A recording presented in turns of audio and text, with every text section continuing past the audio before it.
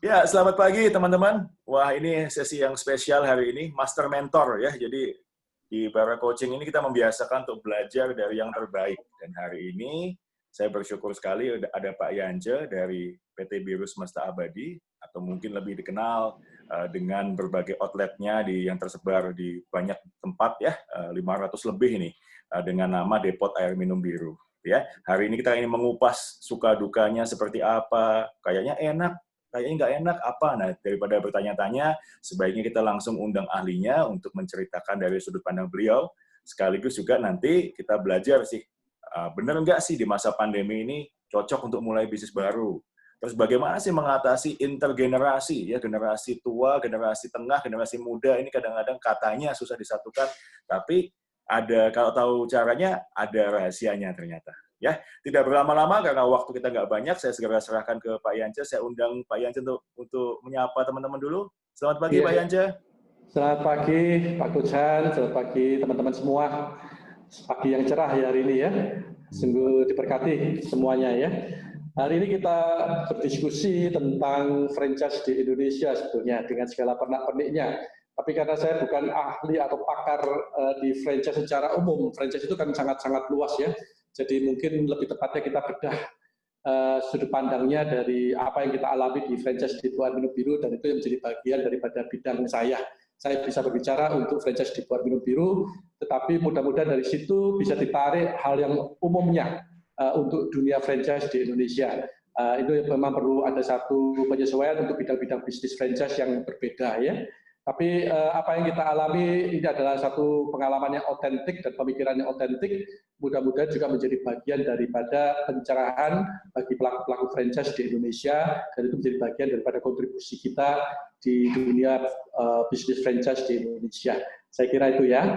Boleh saya mulai dengan share screen ya? Silakan, Pak Yance. Saya ingatkan pada teman-teman ya bahwa materi ini materi yang ternyata setelah saya berdiskusi dengan Coach Han dan kemudian bersepakat untuk menampilkan topik intergenerasi, itu menjadi topik yang ternyata harus didasari oleh pengetahuan-pengetahuan tentang franchise itu sendiri. Jadi materinya jadi agak padat, saya akan coba sesuaikan dengan menggunakan banyak visual ya. Slide saya banyak, tapi saya akan berjalan dengan cepat sekali untuk mengambil topik yang utama di intergenerasi. Dan secara keseluruhan itu merupakan bagian daripada diskusi kita yang utama yang mungkin saya bisa kontribusikan dalam dunia franchise di Indonesia ini ya. Oke, saya coba share screen ya.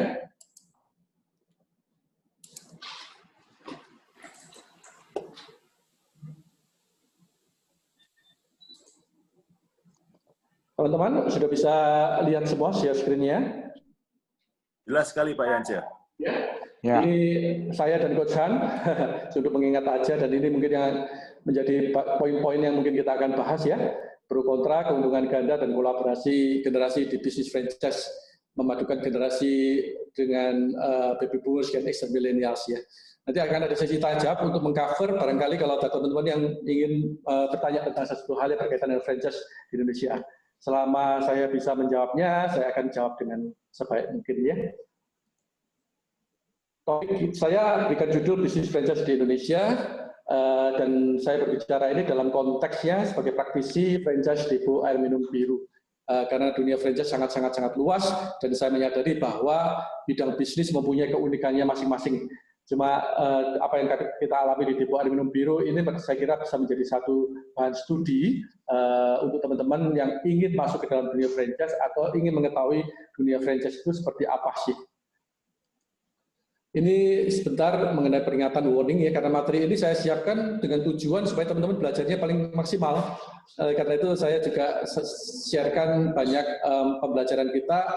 Mohon ini dipakai sebagai materi yang tetap rahasia dan terbatas ya. Jadi hanya untuk kepentingan waralaba di Air Minum Biru, dan tidak dipotong-potong, diambil cuplikan dan sebagainya, karena nanti akan bisa memberikan satu informasi berbeda. Saya kira konteksnya jadi jelas di dalam sesi ini kita adalah membahas tentang franchise di Indonesia di sesi dari Coach Han pada hari ini ya. Dilarang menggambar gambar, merekam video, audio menggunakan kamera handphone, ini adalah secara visual aja supaya teman-teman lebih mengerti. Mohon maaf ya, tapi saya mesti sampaikan. Bapak Ibu, saya mungkin perkenalkan dulu sebentar mengenai diri saya. Kita bicara tentang topik bisnis keluarga. Jadi ini adalah keluarga saya. Anak-anak saya sudah dewasa semua, sudah lulus S1, ada yang menempuh S2, ada yang sudah lagi mempersiapkan untuk S2 dan sedang bekerja. Jadi topik intergenerasi dan topik tentang keluarga itu menjadi fokus pandangan saya juga sejak lama sebetulnya. Karena saya terlibat di dalam usaha keluarga, itu sudah sejak saya ada di usaha keluarga rumah makan milik orang tua saya. Ya. Pendidikan saya dari teknik sipil, struktur geoteknik dari ITB. Ini akan ada kaitannya dengan apa yang kita bahas tentang investasi properti nanti ya. Master saya ada di marketing, jadi pendalaman saya marketing. Jadi Bapak Ibu akan melihat bahwa bagaimana Biru ini adalah produk daripada pemikiran-pemikiran strategis marketing. Saya bekerja di Intiland Development selama 10 tahun di proyek Graha Family Surabaya, dari mengelola shopping center sampai dengan terakhir sebagai general manager marketing untuk keseluruhan estate 280 hektar. Ini adalah yang saya katakan tadi, usaha keluarga. Saya sempat mengelolanya selama 10 tahun, dari tahun 97 sampai 2007. M-Corner Sriwijaya pada waktu itu mengelola sampai dengan 6 cabang ya. Dan memang pikiran untuk franchise itu munculnya pada saat saya mengelola M-Corner Sriwijaya ini. Mengapa ini saya kemukakan? Karena apa yang menjadi dasar daripada usaha Biru itu adalah dua, yaitu ini adalah usaha rumah makan dan usaha properti. Ya. Rumah makan dengan produk yang utama saja dan sangat sederhana, air putih, ya, tapi semua konsep-konsep rumah makan ada dalam usaha kita. Dan properti karena memang kita punya retail location dan retail development itu mengacu pada penyediaan tempat yang paling ideal, dan itu merupakan satu yang harus ada di bisnis retail rumah makan. Mengenai air minum biru, boleh saya sampaikan sedikit, ini gerai pertama kita 2002, untuk pengenalan aja bagi teman-teman yang belum tahu, ya. Ini pilot project franchise kita di tahun 2003, jadi kita sudah 18 tahun berada di dalam bisnis ini. Kantor kita ada di Surabaya, ini kurang lebih bagaimana operasinya gerai kita, keramaiannya. Ya. Pasar yang kita sasar adalah pasar value, yang mintanya harga sekaligus kualitasnya yang terbaik. Ya, jadi ini adalah segmen yang sangat luas, jadi mass product dan mass market. 3 driver utama dari bisnis Biru ini adalah air putih atau air minum untuk kebutuhan utama dan mensyaratkan untuk kualitas yang terbaik dan harga yang termurah. Jadi ini adalah 3 driver yang bersifatnya adalah langgeng atau long term, ya. Dan ini merupakan satu kekuatan bisnis konsep yang award winning ya, karena kita memenangkan pertama kali kita ikutin lomba franchise, konsep bisnis kita ini mendapatkan satu penghargaan dan menjadi pemenang dari kategori best business konsepnya, yaitu harga yang terbaik sepertiga dari harga AMDK. Jadi harga AMDK sekarang sekitar 20 ribuan, kita ada di sekitar 7.000 rupiah. Pada waktu kita memulai tahun 2002, harga AMDK 7.500, kita waktu itu memulai dengan harga 2.500. 2.500 atau sepertiga ini bukan kita menentukan, itu adalah harga pasar daripada usaha depo air minum atau dulu disebut sebagai isi ulang ya, air minum isi ulang gitu. Itu kurang lebih memang harganya sepertiga daripada AMDK. Kualitas terbaik itu yang mempunyai fitur yang khasnya dari Biru, karena tidak semua isi ulang mempunyai kualitas yang terbaik. Kita mempunyai satu teknologi ozonisasi menjadikan kita bisa setara dengan AMDK, dan itu sudah proven selama 18 tahun ini. Ini yang kita sebut dengan kemudahan. Kita banyak mengikuti lomba-lomba bisnis karena kita di dunia depo air minum dan franchise depo air minum itu kita bermain sendiri. Jadi kita pemain tunggal sampai saat ini. Jadi kita banyak mengikuti franchise, lomba-lomba bisnis dan sebagainya untuk mengukur kita apakah apa yang kita lakukan itu memang sesuai dengan kaidah-kaidah bisnis yang berlaku, dan apakah memang betul apa yang kita pikirkan, jalan kita apakah betul. Karena itu kita juga banyak belajar dari Coach Han dengan Action Coach dan para coaching untuk menguji juga apakah konsep bisnis kita ini adalah konsep bisnis yang universal atau memang ada satu kebenaran yang hakiki di situ.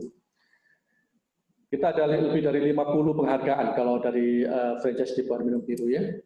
Saya perkenalkan franchise depo air minum Biru sekarang 539 gerai per hari ini, mungkin sekitar 542 ya. Jadi mungkin akhir tahun kita akan nambah sekitar 20-an, jadi 550-an lah mungkin kita akan bisa mencapainya sampai dengan akhir tahun. Kantor kita di Surabaya, tempat saya sekarang juga lagi syuting nih untuk acara ini ya, dibantu oleh teman-teman juga di sini yang multimedia. Kantor kita di Jakarta Barat ada Taman Ratu. Dan kalau kita bicara tentang franchise, kita bicara tentang franchisee. Franchisee kita ada 205 per 30 November 2020 ya. Ini gathering kita yang pertama tahun 2016. 2018 kita ada gathering kedua, dan tahun 2020 ini sebetulnya kita merencanakan untuk gathering franchise gathering kita untuk yang ketiga. Cuma kita akan tunda, mudah-mudahan tahun 2021 ya, nanti akan bisa terselenggara. Memang kita sudah menyiapkannya, tapi ada pandemi jadi kita mesti geser ke waktunya ke 2021. Agenda kita adalah tiap 2 tahun sekali untuk mengadakan franchise gathering. Bapak Ibu, franchise gathering ini bukan sesuatu yang umum di dalam dunia franchise, karena mengumpulkan franchise itu bukan sesuatu yang mudah ya, dan memang merupakan satu yang kelebihan daripada kita karena kita mempunyai franchise yang kompak yang bisa bersinergi dengan franchisor.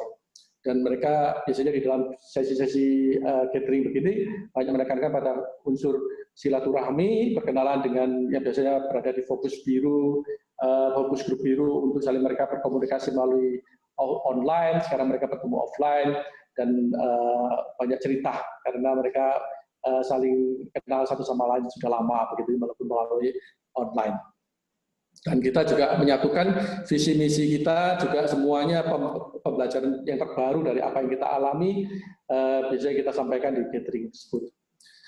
Kalau mengenai franchise biru ini yang hal terpenting yang saya boleh sampaikan, fitur-fiturnya ada banyak sekali termasuk yang nanti saya akan sampaikan intergenerasi. Tapi yang ini adalah fitur-fitur yang umum ya. Ini adalah bisnis yang aman, dari sisi keuntungannya pasti, menguntungkannya bermargin tinggi, 65% sampai 70% untuk gross marginnya. Jadi sampai ke bottom mungkin sekitar 35%, 40%, 30% begitu ya. Kemudian apakah langgeng, siapa yang kira-kira berencana untuk berhenti minum air putih gitu ya, berhenti untuk cari harga yang terbaik dan kualitas yang terbaik. Saya kira itu adalah usaha yang punya driver yang langgeng. Apakah ini baik? Air adalah sumber kehidupan. Jadi saya yakin bahwa dengan membagikan air yang kualitas terbaik dan harga yang terbaik itu banyak sekali membantu masyarakat sekitarnya dan mereka menjadi kawan-kawan kita yang berjangka waktu lama sekali. Mereka menjadi pelanggan-pelanggan kita yang loyal, menjadi bagian daripada yang kita sebut sebagai keluarga biru. Apakah part-time? Ini menjadi fitur yang menarik sekali, terutama dalam intergenerasi nanti. Karena ini pengelolaannya mudah. Kita punya satu produk, walaupun itu produk unggulan, yaitu air putih. Jadi manajemennya juga sederhana walaupun lengkap. Pengelolaan produknya juga tidak terlalu rumit karena hanya saat ini punya satu single produk aja, yaitu air curah 19 liter. Sehingga pekerjaannya part-time 1 jam 1 hari untuk datang ke gerai itu cukup. Ya, kalau secara sofistikasinya kalau sudah punya manajemen mungkin bisa diserahkan kepada manajemen pada waktunya, pada waktu sudah mengelola gerai yang banyak misalkan. Mengenai franchise biru dan franchise di Indonesia ada pro kontra pemahaman mengenai franchise. Banyak yang katakan bahwa satu bisnis kok tiba-tiba mengaku sebagai franchise padahal belum mendapatkan izin franchise. Jadi oleh karena itu ada banyak dikatakan sebagai bisnis pra-franchise sebetulnya ya, atau disebut sebagai business opportunity yang mereka belum teruji secara risiko, dan itu banyak di pameran franchise mereka hadir sebagai business opportunity (BO). Yang membedakannya dengan bisnis franchise adalah izinnya, ya harus ada izin dan izin itu memenuhi syarat-syarat daripada apa yang disebut sebagai usaha franchise. Tapi mungkin yang saya akan kemukakan paling utama di dunia franchise itu banyak yang kelihatannya berbisnis franchise, misalkan seperti yang besar-besar dari asing ini McDonald, Burger King, Pizza Hut, KFC, dan Donut. Apakah mereka melakukan franchising di Indonesia? Kalau kita mau membuka McDonald di Indonesia, apakah bisa? Apakah kalau saya membuka misalkan Starbucks, apakah diperbolehkan? Apakah kita bisa mendapatkan peluang itu? Ternyata tidak. Ini menjadi satu pertanyaan yang penting terkait dengan dunia franchise di Indonesia. Mengapa mereka kok tidak mau membuka franchise di Indonesia? Kan opportunity-nya besar, 275 juta, hampir kalau Amerika 350 juta, bahkan lebih besar daripada Australia mestinya ya. Malaysia 40 juta, Filipina mungkin lebih kecil jauh daripada Indonesia. Market Indonesia market yang luar biasa, tetapi mereka kenapa tidak franchising? Padahal franchising itu adalah satu opportunity yang besar sekali. Artinya membagikan peluang usaha ini kepada para franchisee untuk membuka usahanya masing-masing. Jadi ini ada sinergi kekuatan daripada franchisor dan franchisee. Seperti McDonald Indonesia, saya lihat catatannya mereka sekarang mempunyai kurang lebih 200 outlet. Sudah berapa tahun? Sudah lebih dari 20 tahun saat ini ya. Pizza Hut, KFC juga sekitar begitu ya. Dan mereka ternyata kalau kita sedikit berlanjut, mereka franchisor yang dari luar negeri itu hanya berhubungan dengan satu company atau satu perorangan begitu. Jadi McDonald mungkin dengan Sales Row, Burger King dengan MAP ya, Pizza Hut juga ada Boga begitu ya, ada satu perusahaan tepung di Indonesia yang memegang Pizza Hut. Kemudian KFC dulu ada Gelel, sekarang sudah bergabung dengan juga Indo ya, Indo Retail begitu untuk KFC, dan Dunkin Donut masih perorangan keluarga, family ya. Dan beberapa dari mereka sudah go public. Jadi seperti MAP itu adalah public company ya, KFC pun juga sudah menjadi public company. Jadi masyarakat bisa memiliki mereka melalui saham, tapi itu tentu saja berbeda dengan kalau memiliki usahanya dalam bentuk outlet ya. Mereka punya kesempatan untuk mengembangkan, tingkat keuntungannya tentu saja lebih banyak pada tingkat retailnya, karena mereka merupakan brand-brand internasional yang sudah sangat berhasil. Tapi dampaknya karena mereka tidak memfranchise-kan adalah pertumbuhan mereka tidak secepat yang diharapkan, ya. Secepatnya mereka sebenarnya punya potensi untuk mempercepat itu. Pertanyaannya mengapa kok para franchisor itu ke Indonesia tidak mau menjalankan franchising? Mereka hanya menjalankan yang namanya area franchising. Seluruh Indonesia diberikan haknya kepada satu perusahaan untuk mengembangkan, dan tentu saja dengan satu perusahaan betapapun kuatnya tidak akan bisa menyamakan dengan kekuatan franchisee yang mungkin banyak. Seperti Biru punya 205 franchisee, tentu saja mereka merupakan orang-orang yang mempunyai kemauan dan kemampuan yang luar biasa untuk mengembangkan gerai ya. Multiple outlet semacam itu di franchise Biru ada satu franchisee yang bisa mengembangkan lebih puluhan ya, lebih dari 40 outlet. Yang lebih dari 2 outlet itu sudah 30, sepertigaan kurang lebih mengembangkan lebih dari 2 outlet. Jadi itu adalah potensi franchise yang sebenarnya sebetulnya, tapi yang tidak terrealisasikan di Indonesia. Pada waktu ada sesi juga di Singapura, di Malaysia, waktu kita menerima penghargaan ASEAN, pertanyaan banyak dari para franchisor yang ada di luar negeri kepada narasumber pada waktu itu di conference-nya. Pada waktu itu ada Pak Burang Riyadi, seorang pakar franchise di Indonesia yang tampil di panggung. Para franchisor itu hanya menanyakan satu pertanyaan yang paling utama, ya, bagaimana saya bisa masuk ke franchise Indonesia? Jadi franchise Indonesia itu merupakan satu yang unik, tidak bisa dimasukin dengan mudah. Kendala utamanya apa? Menurut saya kendala utamanya ada di efisiensi legal. Karena namanya franchise itu sebetulnya proteksinya itu adalah hanya pada perjanjian waralaba. Dan bagaimana kalau perjanjian waralaba itu dilanggar?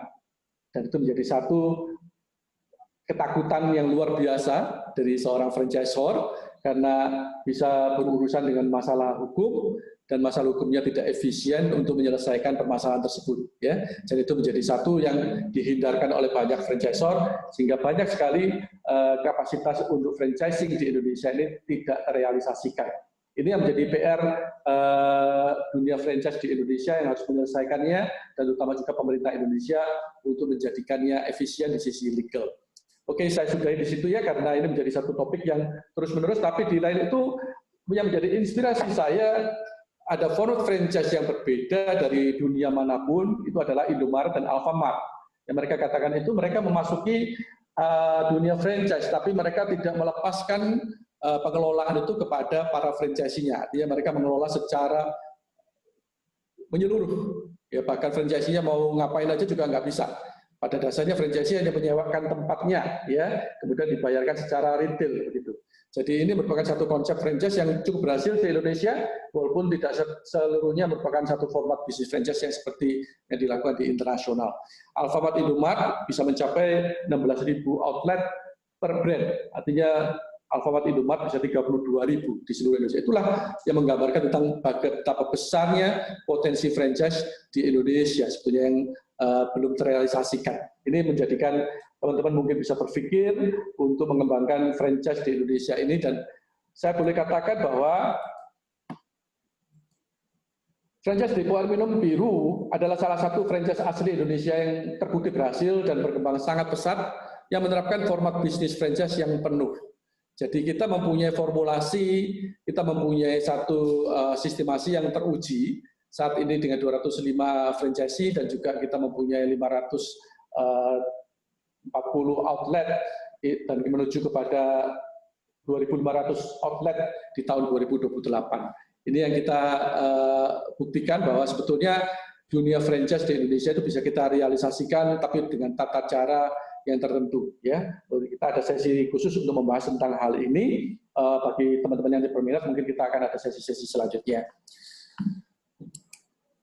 Kita bicarakan tentang keuntungan ganda dalam bisnis franchise. Seringkali terlewatkan oleh para pebisnis, terutama mereka yang bergerak dalam retail, ya. Saya bicarakan retail dan franchise, yaitu bisnis kas, retail, dan bisnis aset real estate. Aset real estate ini yang seringkali diabaikan oleh teman-teman di dunia franchise. Banyak kan tadi saya bicara dengan Pak Edi, banyak mereka tinggal di mall, gitu ya. Mereka membuka outlet di mall dan mallnya tutup, jadinya juga mereka mengalami kesulitan juga. Sebetulnya apa yang mereka lakukan? Mereka melakukan yang namanya bisnis kas retail saja, tapi mereka tidak mau masuk ke dalam bisnis aset real estate. Sedangkan bisnis aset real estate ini adalah satu hal yang besar yang saya katakan, merupakan potensi yang besar sekali, dan itu merupakan satu yang sangat-sangat real di Indonesia. Real estate Indonesia itu merupakan satu bidang bisnis yang sangat menjanjikan.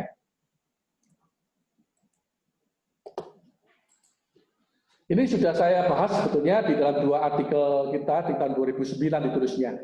Satu di majalah Info Franchise, saya tuliskan sebagai opini, double deal, real estate dan franchise retail titik tolak baru pertumbuhan franchise di Indonesia, itu tahun 2009, dan juga saya belajar di Brad Sugar di Las Vegas, di sekitar tahun 2012-2011, itu membicarakan tentang yang namanya cash flow ladder dan capital ladder. Apa yang berkaitan dengan cash flow adalah yang berkaitan dengan cash retail, ya, dan capital ladder adalah apa yang disebut dengan bisnis aset kapital, ya, itu menyangkut pada dana yang besar. Kalau bisnis retail ini mengerjakan pasarnya adalah pelanggan-pelanggan retail kita. Kalau bisnis aset, kalau menurut saya pasarnya atau partner kita yang menjadikannya kita mendapatkan keuntungan itu adalah bank, ya, perbankan. Itu yang saya percaya dan kita lakukan. Bapak Ibu, kalau kita lihat tadi gerai biru, boleh dikatakan saya mempunyai statement ini, biru adalah mesin uang. Mesin uang, artinya ada mesinnya dan ada uangnya. Mesin ada hardware-nya dan ada uangnya yang menghasilkan keuangannya. Ada asetnya yang menghasilkan cash flow-nya. Ya. Seperti Paman Gober ini, dia mempunyai banyak sekali uang receh, ya, uang receh yang dikumpulkan banyak juga, ya. Kalau retail itu kan bicara tentang uang receh, ya. Tapi kalau kita bicara tentang gedung, itu bicara tentang mungkin paling sedikitnya puluhan juta atau ratusan juta, begitu ya. Jadi dunia yang memang berbeda, tapi kita harus menyadari bahwa kedua kombinasi ini ada. Jadi memang proses berpikir retail dan proses berpikir aset itu kalau dikombinasikan menjadi sesuatu yang sangat-sangat luar biasa. Jadi Bapak Ibu, gedungnya yang ada tulisannya dolar itu, menurut Bapak Ibu dengan properti yang sekitarnya, yang apartemen, rumah dan sebagainya, mana yang lebih tinggi nilainya? Tentu saja adalah gedung yang mempunyai kemampuan untuk menghasilkan kas, ya, itu mempunyai nilai yang lebih tinggi daripada tetangga-tetangganya.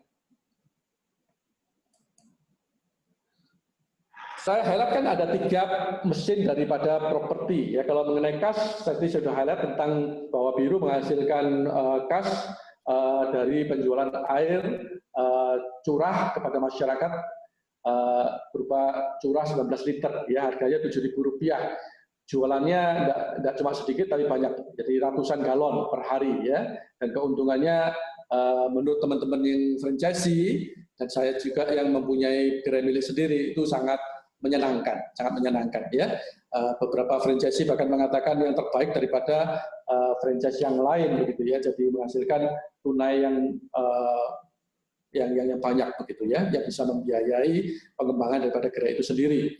Tapi sekarang saya konsentrasi kepada mesin properti. Ada 3 mesinnya. Satu adalah pembiayaan pembelian properti oleh bank. Ini adalah leverage. Bank paling suka itu adalah properti. Bank tidak bisa membiayai satu franchise kalau tidak ada propertinya. Jadi kalau properti itu bahasa yang umum dimengerti oleh bank. Ya. Jadi pembelian properti oleh bank artinya kita tidak perlu mengeluarkan uang yang penuh. Paling banyak-banyak kita keluar uang 30% atau 20% untuk down payment. Paling bagusnya adalah kita tidak mengeluarkan uang sama sekali. Semuanya uang itu disediakan oleh bank untuk kita membeli properti. Kemudian properti itu kita bisa manfaatkan untuk usaha. Itu nomor 2. Ya. Jadi bank hanya menyimpan sertifikatnya saja. Tapi propertinya sendiri bisa kita manfaatkan. Untuk tidur bisa, untuk rumah tinggal bisa, tapi yang paling bagusnya adalah kalau dimanfaatkan untuk usaha yang menghasilkan, ya. Kemudian ada yang namanya peningkatan nilai properti. Nah, properti itu sendiri setelah kita beli dan kita danakan dari bank, disimpan sertifikatnya di bank, apakah dia mempunyai nilai yang sama dengan waktu kita beli dari waktu ke waktu? Akan ada peningkatan, ya, apresiasi daripada nilai properti dengan berjalannya waktu, khususnya di Indonesia, ya. Indonesia mempunyai market yang mungkin berbeda secara properti dari negara lain, dan antar wilayah pun juga akan berbeda ya. Tanah sawah dengan tanah perkotaan tentu saja berbeda. Jadi kita mesti tahu bahwa nilai properti yang kita pikirkan adalah juga merupakan nilai properti yang kita katakan sebagai retail ya, lokasi retail, properti retail. Dalam kita berhubungan dengan bank, kita mempunyai konsep hutang yang baik. Banyak orang takut tentang berhutang kepada bank. Kalau misalkan hutang di bank itu kuat sekali, tidak terkalahkan. Jadi kalau kita ada kendala sesuatu di bisnis kita atau di situasi ekonomi seperti masa pandemi ini, ada krisis ekonomi dan segala macam, banyak orang bermasalah dengan perbankan. Karena itu kita takut untuk hutang bank. Seperti apa dilakukan kita dengan hutang bank itu adalah leverage, membeli waktu sebetulnya ya, membeli waktu. Daripada kita membelinya 10 tahun lagi, kita sekarang membelinya, tapi kita membayarkan angsuran kepada bank dengan bagi hasil usaha kepada bank. Dan bank meminta bagi hasil usahanya itu sudah sangat paten atau sudah tertentu berupa berapa bunga yang dia tetapkan begitu. Apakah usaha kita itu jauh lebih baik daripada bunga yang ditetapkan? Bank tidak memintakan lebih, dia hanya memintakan bayar angsurannya sesuai dengan yang dijadwalkan, sesuai dengan yang telah kita janjikan. Nanti kalau sudah selesai angsurannya, ya akan dikembalikan kepada bank untuk surat-surat berharga yang properti tersebut. Ya, ini hutang baik ini mengatakan demikian. Hutang itu baik kalau kamu mempunyai daya bayar melebihi daripada angka hutang kamu. Jadi kalau kita sederhanakan, misalkan saya membeli satu properti yang saya berhutang kepada bank dan tagihan saya dari bank itu 1 bulannya adalah 15 juta misalkan, ya. Maka kalau misalkan usaha saya di properti tersebut bisa menghasilkan lebih daripada 15 juta dan itu adalah satu usaha yang aman dan terus-menerus dan bisa mungkin lebih daripada 15 juta, itu adalah hutang yang baik karena properti itu sendiri menghasilkan cash flow melebihi daripada apa yang menjadi kewajiban hutang kepada bank. Nah, bersamanya antara yang namanya besaran hutang dan besaran kemampuan bayar ini yang disebut sebagai graduate atau sudah lulus ya. Dan lebih daripada itu adalah hutang yang baik. Dalam kita berbisnis tentu saja ada berbagai satu pola untuk usaha sendiri. Apakah akan mempunyai cash flow yang baik dan sebagainya itu masing-masing kita akan ceritakan. Tapi kalau di biru, kita mempunyai pola cash flow itu adalah segitiga, makin lama makin meningkat. Jadi ada satu poin di mana di bawah itu sebelumnya kita belum bisa mencapai hasil yang sama dengan yang kita hutang. Tapi ada satu poin kita akan bisa melewati besaran daripada hutang kita. Ya. Dan kita perlu lihat juga dari sisi kas itu sendiri apakah mempunyai risiko terhadap krisis kesehatan, krisis ekonomi, ya. Kalau boleh saya katakan di konteksnya Depo Air Minum Biru, itu usaha ini muncul pada saat krismon. Jadi memang usaha ini adalah usaha yang muncul sebagai alternatif bagi produk-produk yang terkena dampak krismon dengan harga yang makin lama makin mahal. Ya, karena itu harganya murah, kualitas terbaik, produk value ini justru adalah produk-produk dicari pada waktu krismon. Ini teman-teman yang berada di bisnis yang lain tentu saja harus mempertimbangkan bagaimana fitur ini, cash flow ini terhadap utang bank mempunyai dampak untuk menjadi utang baik. Nah, saya bolehkan cerita tentang menikmati peningkatan nilai aset properti lebih dari tetangga. Ya, karena kita itu membeli lokasi-lokasi yang berada di dalam perumahan, di jalan akses, dan kita tidak membeli ruko, ya. Kalau ruko itu peningkatan properti dari komersial menjadi komersial tidak banyak lagi, tinggal menanti peningkatan nilai. Tapi kalau kita aset properti yang kita beli, kebanyakan adalah dari aset properti yang bersifatnya rumah tangga atau rumah tinggal, yang kemudian kita konversi menjadi komersial. Itu terjadi lompatan nilai. Tetangga kita masih rumah, kita sudah menjadi aset komersial, dan itu saja ada lompatan nilai. Yang kedua, usaha kita apakah mendatangkan keramaian? Retail kita apakah ramai, apakah berhasil? Kalau retail kita ramai atau berhasil, usaha kita ramai atau berhasil, maka properti itu menjadi properti yang banyak sekali menjadi jujukannya orang, ya, dan mempunyai nilai yang lebih tinggi daripada tetangga. Saya kira kalau diekstrimkan, kalau kita melihat ada sebuah bisnis menempati satu lokasi, dan lokasi tersebut di bisnis tersebut gagal, tutup gitu ya, kemudian ada yang menggantikannya, membuka usaha yang lain dan ternyata juga gagal, kira-kira aset properti tersebut akan mempunyai nilai yang baik atau tidak? Tentu saja akan lebih menurun dari sisi kalau misalkan properti itu dimiliki atau dipakai oleh usaha yang berhasil. Ya, peminat tentang retail properti itu akan banyak kalau memang itu mau dijual gitu. Kita bicara tentang yang dijual, tapi sebetulnya untuk Biru kita tidak pernah menjual properti yang sudah kita beli. Mengapa? Karena kita dapat menikmati peningkatan nilai aset properti itu tanpa menjual. Jadi beda dengan aset-aset lain, misalkan emas, misalkan saham. Properti itu tidak perlu dijual untuk kita dapat menikmati peningkatan apresiasi nilainya. Bagaimana caranya? Saya berikan satu gambaran mengenai studi kasus aja ya. Saya punya properti Taman Ratu itu yang jadi kantor kita saat ini di Jakarta. Waktu itu beli seharga 1 miliar 12 juta. Waktu itu dibiayai oleh BCA dengan hutang 1 miliar. Jadi kita membelinya harganya cukup murah sehingga hampir 100% didanai oleh bank. Karena divaluasi oleh bank nilainya 1,250 atau 1,3, jadi 1 miliar dibiayai penuh oleh bank. Kita melakukan renovasi untuk Gerai Biru sejumlah 122.500.000 di bulan November tahun 2007. Pembelian itu tadi 2006 ya. Kemudian kita renovasi kantor Biru dengan biaya kurang lebih 886.300.000 di bulan Juli tahun 2009. 2013 bulan Februari utang kita yang sebesar 1 miliar itu kita mintakan untuk di top up. Bank lalu datang ke tempat properti kita dan dia akan menilai kembali, divaluasi kembali berapa sih sekarang nilai properti kamu. Dan pada waktu itu keluar nilainya adalah 3,2 miliar. Dari yang properti kita beli tahun 2016 nilainya 2006 nilainya adalah 1 miliar, 1,250, tahun 2013 dinilai 3,2 miliar. Dari 3,2 miliar tersebut kita masih punya yang namanya hutang tersisa karena kredit kita adalah 10 tahun. Jadi 2013 belum jalan 10 tahun, baru jalan 6 tahunan kira-kira. Kredit kita masih tersisa kurang lebih 500.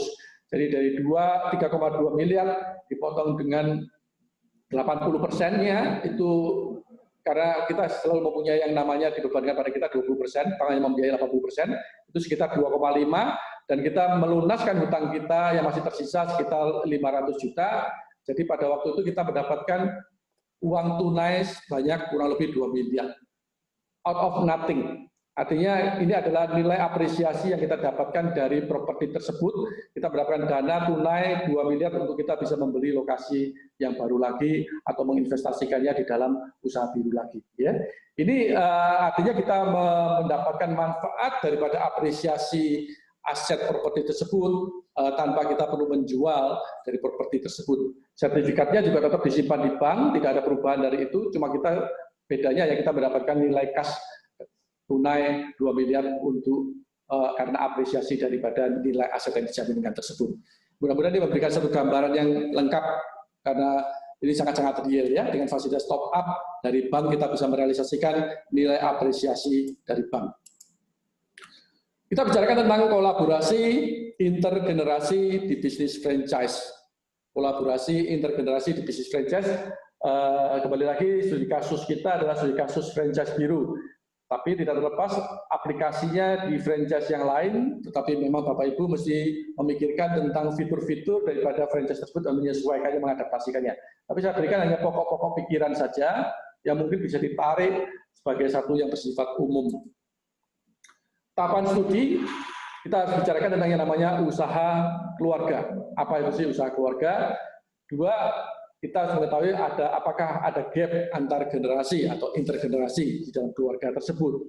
Yang ketiga, bagaimana bisnis franchise itu sebagai bisnis kolaborasi intergenerasi. Ini menjadi satu fitur yang menarik sekali yang sedang kita dalami dalam setahun 2 tahun ke depan ini. Kita bicarakan tentang usaha keluarga yang berhasil ya.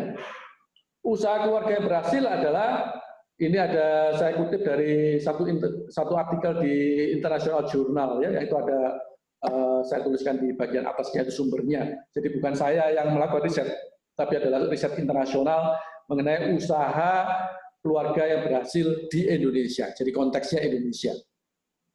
Satu adalah dapat memisahkan masalah keluarga dan masalah usaha. Jadi urusan keluarga dan urusan perusahaan itu bisa dipisahkan. Kedua, mengarah kepada pengelolaan secara profesional. Jadi tidak lagi semuanya dikuasai oleh keluarga dan hanya dijalankan keluarga. Kalau tidak keluarga, tidak dipercaya dan tidak bisa menjalankan peran daripada organisasi tersebut. Jadi mengarah kepada pengelolaan secara profesional. Artinya menggunakan tenaga-tenaga profesional. Tidak hanya karena dia adik saya, karena dia kakak saya, karena dia anak saya, begitu ya, karena dia istri saya, begitu. Yang ketiga, membuat aturan keluarga yang ditaati dan memiliki dewan keluarga. Aturan keluarga ini adalah satu pengaturan yang memang punya aturan main, begitu ya, sehingga ditaati oleh masing-masing daripada anggota keluarga. Biasanya itu di-setup untuk mengatur supaya tidak terjadi kekacauan di dalam bisnis tersebut. Misalkan ada yang mengatakan yang bisa mengelola adalah yang mempunyai kompetensi. Misalkan kalau tidak punya kompetensi, ya tidak boleh mengelola gerai. Dia hanya sebagai pemilik aja atau sebagai pemegang saham, bisa seperti itu ya. Kemudian memiliki dewan keluarga. Dewan keluarga itu tujuannya untuk apa? Mungkin keluarga ini akan bisa bertambah ya, bukan hanya anaknya saja, nanti mungkin cucunya juga dan sebagainya. Jadi kita makin lama akan mempunyai keluarga makin besar. Dan tidak semua memiliki satu kompetensi yang sama dalam hal pemahaman bisnis. Karena itu bisa ditunjuk beberapa orang yang memang menguasai dan memang disegani dan mempunyai satu penghormatan daripada anggota keluarga yang lain, ya, untuk duduk di dewan keluarga sehingga kalau ada permasalahan-permasalahan di dalam bisnis yang memutuskan itu adalah dari dewan keluarga tersebut, tidak semua diwakilkan gitu ya. Seperti kalau kita pemerintah Indonesia mempunyai DPR begitu. Ini kalau keluarga mempunyai dewannya, mempunyai perwakilan dari keluarga tersebut di dalam satu yang disebut dengan dewan keluarga. Jadi usaha ini nanti bicara dengan dewan keluarga, bukan dengan keseluruhan rapat keluarga. Itu akan menjadi rumit karena tidak semua anggota keluarga itu memiliki kompetensi untuk membicarakan tentang topik-topik bisnis begitu. Keempat, membedakan antara pembagian aset dan pembagian laba usaha. Ini yang seringkali dilupakan, ya, pembagian aset dan pembagian laba usaha. Kita di Biru telah menjadikan semua aset gerai milik kita sendiri. Saat ini kurang lebih kita mempunyai 120-130 aset milik kita sendiri. gerai milik sendiri, bukan milik franchisee, itu mempunyai aset itu apakah menjadi satu bagian daripada kepemilikan keluarga secara keseluruhan atau pribadi. Pada waktu itu saya sudah putuskan bahwa semua aset untuk usaha milik sendiri itu saya PT-kan. Ada di aset sebagai aset holding kita PT Bangun Usaha Mandiri itu yang memegang atau sebagai pemilik daripada keseluruhan aset PT Biru. Ya memang punya konsekuensi. Tapi pemikiran saya adalah memisahkan aset daripada pribadi saya. Ya, sebab kalau saya pribadi saya nanti meninggal dunia, maka itu akan menjadi warisan pribadi. Warisan pribadi itu akhirnya menjadi jatuh kepada istri saya dan anak-anak saya. Dan itu kembali lagi masalah aset itu tidak lagi dikuasai oleh perusahaan karena antara keluarga dan keluarga yang lain bisa berbeda pendapat. Ada satu yang ingin menjual, ada yang lain yang ingin menjual, ada yang punya pikiran berbeda. Sedangkan kepemilikannya adalah kepemilikan bersama dan itu menjadi satu kerumitan yang luar biasa. Kalau kita membiarkan bahwa aset itu adalah milik bersama daripada keluarga, tidak akan pernah terlaksana satu efisiensi dalam pengelolaan aset di dalam satu perusahaan. Demikian juga laba usaha, ada yang disebut dengan dividen, ada yang disebut bagaimana dari laba ini sebagian ditanamkan kembali untuk pengembangan usaha dan seberapa besar untuk dibagikan kepada pemegang saham atau anak-anaknya dan keluarga yang lain misalkan. Ya, ini harus dibedakan. Dan ada satu polisi-polisi mengenai bagaimana laba usaha itu bisa dibagikan. Kelima, usaha itu harus berkembang. Namanya keluarga, punya anak satu, punya anak dua, kemudian punya cucu makin lama makin banyak, ya. Kalau usahanya tidak berkembang, maka uang yang satu itu yang tadinya bisa mencukupi untuk satu keluarga dibagi dengan beberapa keluarga tentu saja akan makin kecil. Kalau makin kecil juga akan muncul ketidakpuasan di antara keluarga. Jadi usahanya itu disyaratkan harus berkembang. Kalau usaha itu tidak berkembang, tidak mengikuti perkembangan daripada keluarga atau melebihi perkembangan daripada keluarga, maka akan muncul yang nomor 6 itu, tidak ada penerus yang mempunyai keinginan untuk bergabung dalam usaha keluarga. Ngapain repot-repot, tidak ada hasilnya. Begitu, ya. Nomor 6 itu syaratnya adalah harus ada penerus yang mempunyai keinginan untuk bergabung dalam usaha keluarga tersebut. Itu tentu saja kalau buat penerus itu ada melihat sesuatu yang tertata dengan baik 1 sampai 5 tersebut, ada unsurnya, baru ada penerus yang mempunyai keinginan untuk bergabung dalam usaha keluarga tersebut untuk meneruskan usaha keluarga tersebut. Karena dia bisa mendapatkan hasil secara profesional dan dia menjaga daripada kekayaan daripada keluarga. Ini ya, ini contoh kasus yang paling menarik perhatian saya sebetulnya. Saya mau mendalami ini, saya sudah beli bukunya Made in America dari Walmart, ya, perjalanan kisah Walmart. Kalau kita lihat dari Forbes, itu bilioner, ini angka yang terakhirnya ya. Kita lihat Jeff Bezos itu 185 billion US dollar. Itu Amazon, pemiliknya Amazon ya. Kalau kita lihat yang saya kotakin itu ada keluarga Walmart, Sam Walton-nya sudah meninggal, sekarang dimiliki oleh anak-anaknya dan keluarga yang lain. Ada kurang lebih ada 6-7 keluarga yang lain ya. Tapi yang menonjol ada 3 anaknya, Alice Walton, Sim Walton, dan Rob Walton. Coba dilihat itu kekayaannya adalah 70,8, 70,6, 70,3 ya, billion. Kalau dijumlahkan totalnya adalah 210. Jadi keluarga Walmart itu sebetulnya adalah keluarga dengan kekayaan yang paling unggul, nomor 1. Belum terhitung yang keluarga yang lain. Sebab ada dari 3 atau 4 keluarga yang lain, totalnya saya jumlahkan itu sekitar 250 billion US dollar. 1/4 triliun, oke? 1/4 triliun US dollar, itu luar biasa kekayaannya mereka. Dan ada satu pandangan daripada Sam Walton yang luar biasa yang boleh kita renungkan. Dia katakan dia mendapatkan transfer daripada wealth ini kepada anak-anaknya melalui aset, Dia punya policy tentang aset real estate yang sangat-sangat maju, walaupun itu sudah dilakukan dia tahun 1953. Pada waktu anak yang paling tuanya itu Rob Walton itu baru usianya 9 tahun. Dia sudah membagikan aset properti kepada anak-anaknya. Masing-masing 20%. Anaknya ada 4, yang satu meninggal, yang Jim itu meninggal karena itu digantikan oleh anaknya dan digantikan istrinya dan cucunya. Ya. Anaknya 4 masing-masing 20%, dan Sam Walton dan istrinya juga punya kekayaan 20%. Jadi dia sudah memikirkan tentang bagaimana warisan itu diwariskan kepada anak-anaknya sejak anaknya usia 9 tahun. Dan utamanya adalah pada warisan aset properti. Kekayaan tersimpan di dalam aset properti. Itu adalah satu bagian daripada kiat para bilioner di dunia. Ya, kekayaan disimpan dalam bentuk aset properti.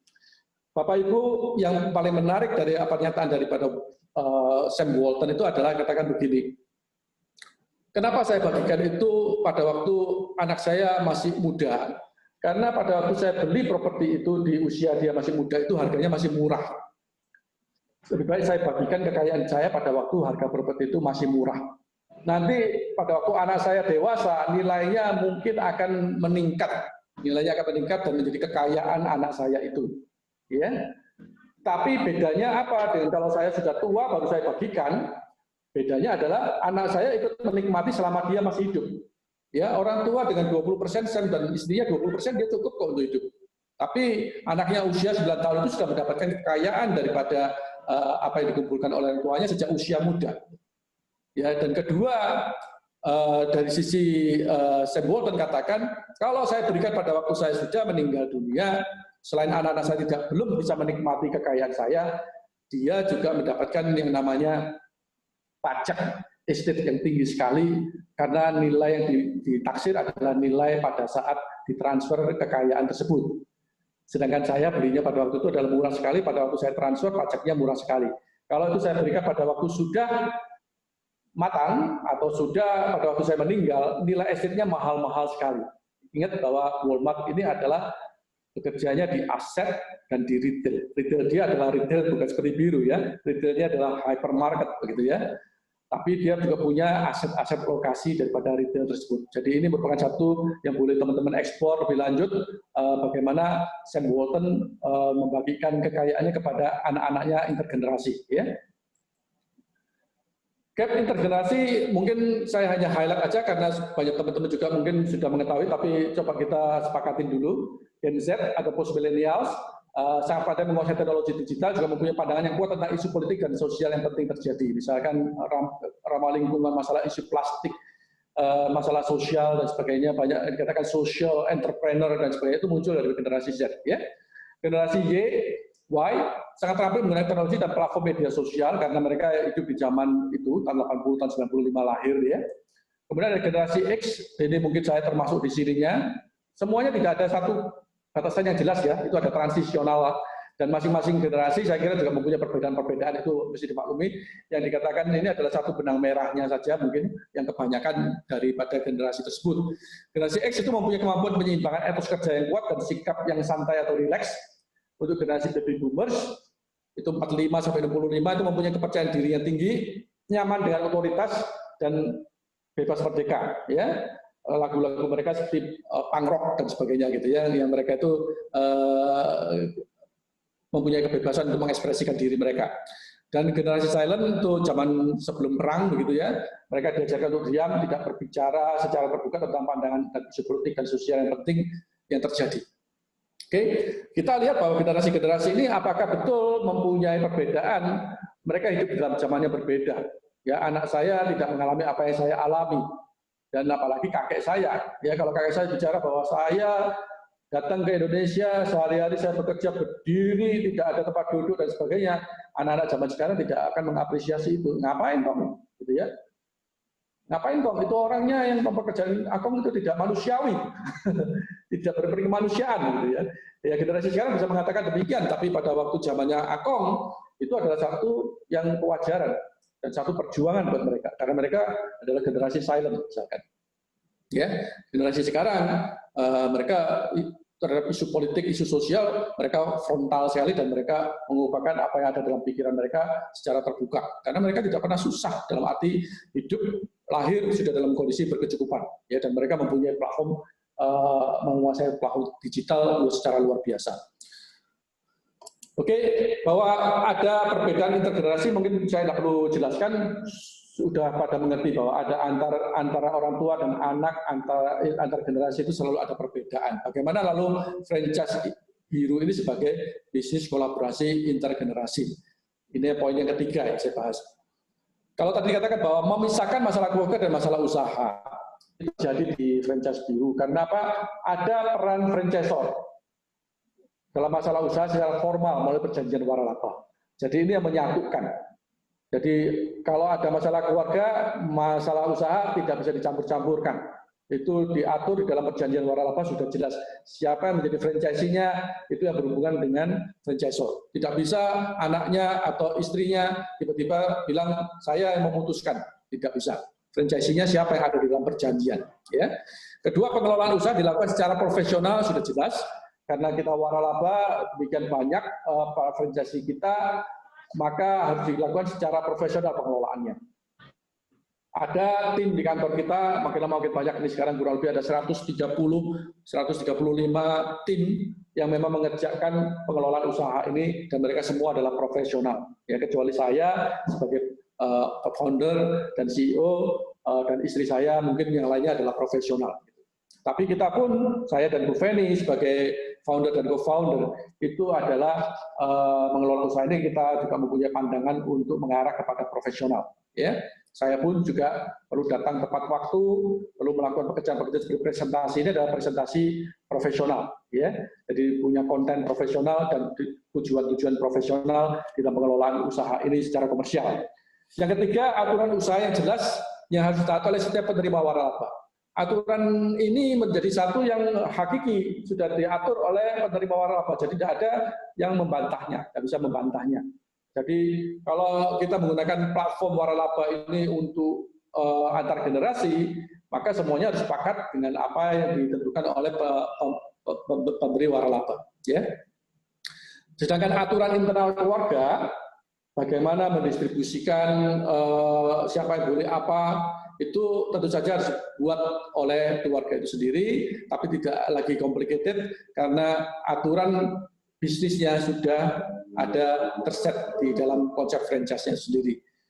Dewan keluarga terkait bisnis keluarga juga dapat dibentuk saja, ya. Tapi kejelasan menjalankan usaha ini yang diberikan oleh pemberi waralaba itu merupakan satu yang sangat-sangat bermanfaat bagi keluarga tersebut dalam mengelola usaha. Keempat, adanya laporan keuntungan usaha yang jelas dan juga status kepemilikan aset usaha yang jelas. Itu sudah disyaratkan di dalam pengelolaan suatu franchise. Karena untuk aset itu selalu disyaratkan pemeriksaan dokumen legal franchise ini milik siapa asetnya. Jadi harus ada satu surat pernyataan dan harus ada satu pemeriksaan sehingga tidak muncul permasalahan dalam menjalankan usaha franchise itu dengan menggunakan aset tersebut, ya. Jadi transparansi sudah pasti jelas. Kadang-kadang anak itu nggak jelas. Kalau orang tua memberikan ini milik siapa, papa berikan kepada siapa, dan sebesar apa. Kalau di sini di biru atau di franchise itu semuanya harus sudah jelas karena itu menjadi satu pemeriksaan dokumen legal franchise yang disyaratkan oleh pemberi waralaba. Kelima, usaha bisa berkembang. Tentu saja seperti yang saya gambarkan, usaha franchise itu sebetulnya mempunyai potensi yang berkembang luar biasa. Sesuai atau bahkan melebihi skala daripada perkembangan usaha.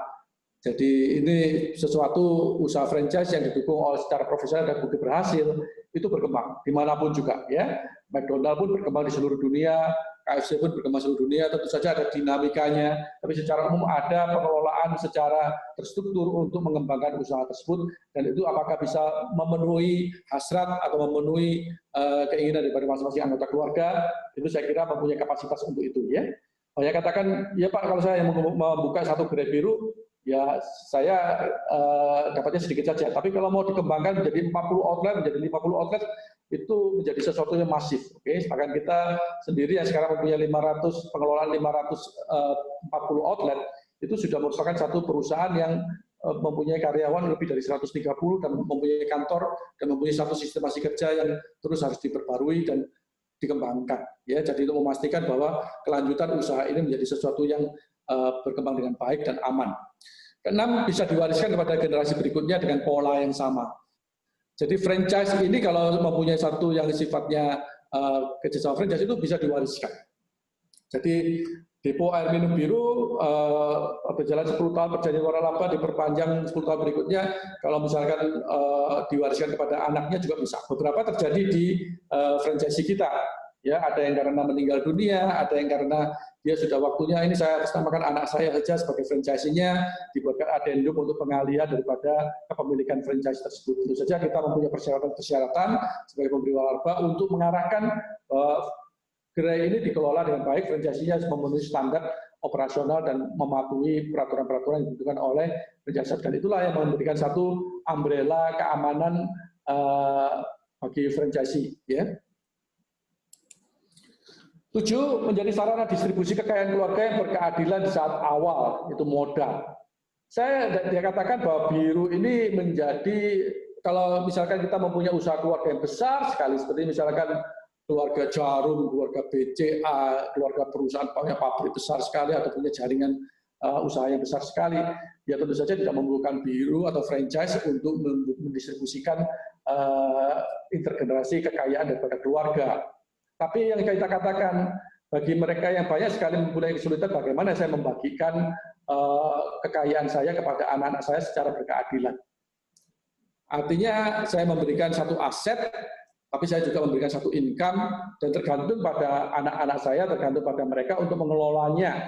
Ini adalah talenta yang saya berikan, ya, adalah satu modal awal yang saya berikan, tapi bukan hanya aset, tapi juga merupakan satu pekerjaan.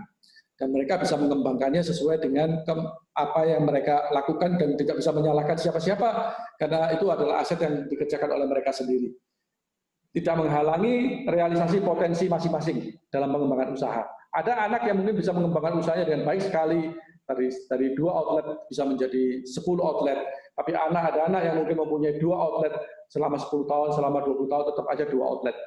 Tapi itu adalah satu yang berkeadilan, bukan? Karena bagaimana merealisasikan potensi masing-masing itu tergantung pada juga anak masing-masing. Yang ke-8, masing-masing dari kita bisa menjalankan usaha lain. Satu fitur yang menarik dari biru adalah usaha ini sebetulnya usaha sampingan. Hanya diperlukan 1 jam saja mengelola usaha ini. Waktu yang lain bisa dilakukan usaha-usaha yang lain yang mungkin disukai atau menjadi potensi yang lain daripada anggota keluarga tersebut. Karena adanya kemudahan operasional usaha franchise dan pengelolaan oleh manajemen. Bahkan kalau misalkan sudah sampai pada tahapan manajemen, ini menjadi satu passive income bisa. Jadi manajemen yang mengelola, mungkin ada rapat bulanan atau rapat tahunan, yang manajemen yang mengelola itu memberikan laporan dan sebagainya, itu bisa. Tapi di sistemasi di biru itu sudah terjadi. Ya, ada beberapa dari franchise kita sudah menjadikannya sebagai passive income karena dikelolakan oleh manajemen. Dan manajemen itu memang merupakan satu proses approval dari pemberi waralaba juga.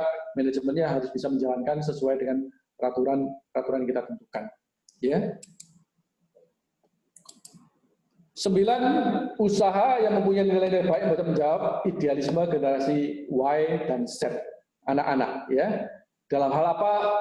Sifat sosialnya, sifat ekologinya, ramah lingkungan, dan sifat kebaikannya menyediakan air minum yang murah sekaligus berkelanjutan sebagai masyarakat. Ini menyentuh generasi Y dan Z di hatinya mereka, karena mereka punya idealisme yang baik ini. Ya. 10, usaha yang membangun aset dan menyediakan arus kas yang aman yang dapat diskalakan. Aset itu bisa menjadi besar. Seperti kita di gerai milik sendiri, mempunyai target untuk membeli aset baru, untuk membuka gerai baru, tahun ini 48. Tapi karena situasi pandemi, kita baru merealisasikan mungkin sekitar 30-35 aset. Ya. Tapi itu merupakan satu yang bisa dibangun. Menyediakan arus kas yang aman yang dapat diskalakan. Bank sangat suka dengan usaha ini karena dia bisa membayarkan hutang, karena mempunyai arus kas yang terkontrol, yang betul-betul terprediksi dengan baik, sehingga bank bisa memberikan satu pinjaman untuk membeli aset untuk mengembangkan gerai-gerai baru, sehingga usaha ini tidak lagi menjadi usaha statis, tapi usaha yang berkembang. Tentu saja sesuai dengan level kerja yang dikehendaki, ya, sehingga menjadi satu usaha yang baik menurut generasi X, baby boomers, bahkan generasi silent. Aset ini menjadi satu pertimbangan dari banyak sekali dari generasi-generasi yang senior, ya. Sedangkan generasi Y dan Z tidak terlalu memikirkan tentang aset. Buat mereka aset itu adalah bagian daripada lifestyle. Mereka tidak perlu punya mobil, mereka tidak perlu punya rumah, mereka memiliki apartemen, mereka pakai Grab dan sebagainya. Ya. Tapi generasi Z dikatakan bahwa generasi X mungkin memikirkan, orang tua memikirkan bahwa aset ini adalah bagaimana saya menyimpan kekayaan saya untuk saya bisa wariskan kepada anak-anak saya. Jadi kalau kita berikan satu gambaran yang lebih memudahkan kita mengenai bisnis kolaborasi ini, ada anak, orang tua, dan franchise biru. Ya. Anak menginginkan kebebasan waktu. Orang tua waktunya itu waktu kantor, waktu kerja. Ya, mereka disiplin sekali di situ. Di franchise biru memerlukan hanya 1 jam kunjungan ke gerai per hari dan banyak waktu, sisa waktu yang bisa dilakukan oleh anak untuk merealisasikan apapun yang lainnya, potensi-potensi yang lain. Ya, dari sosial dan lingkungan, anak-anak sangat generasi muda itu sangat peka terhadap isu-isu, ya. Sedangkan orang tua lebih pada praktis realistis karena mereka berada zamannya itu, ya, ngapain mikirnya jauh-jauh gitu ya, yang untuk kepentingannya praktis-praktis saja dan yang realistis gitu. Franchise biru menjembataninya bagaimana kualitas yang sekaligus harga terbaik itu mempunyai dampak sosial yang luar biasa dalam melayani masyarakat. Dan itu sangat disuka oleh anak-anak. Tapi bagi orang tua, itu suatu produk yang menghasilkan uang. Ya. Produk yang menghasilkan uang dalam jumlah yang masif, jumlah yang banyak. Ya, dan tidak dibatasi oleh satu lokasi, tapi di banyak tempat di seluruh Indonesia 275 juta orang minum air putih semua. Ya. Minim sampah plastik karena kita refill, isi ulang. Jadi itu sangat disuka oleh kaum muda. Lifestyle tanpa aset, menurut anak-anak seperti yang saya katakan ya, pakai Grab, mungkin mereka pakai apartemen. Ya, kalau generasi orang tua, ngapain beli apartemen? Ya, kecuali uangnya lebih banget gitu ya. Tapi kebanyakan anak uang pertama mereka diberikan apartemen. Kalau orang tua, generasi orang tua tidak begitu ya. Apartemen itu tidak bisa naik nilainya gitu. Bayangan daripada orang tua. Yaitu saya mungkin berada pada posisi itu, zaman mungkin akan bisa berubah, tapi saat ini terjadi semacam itu. Orang tua memikirkan tentang kekayaan aset.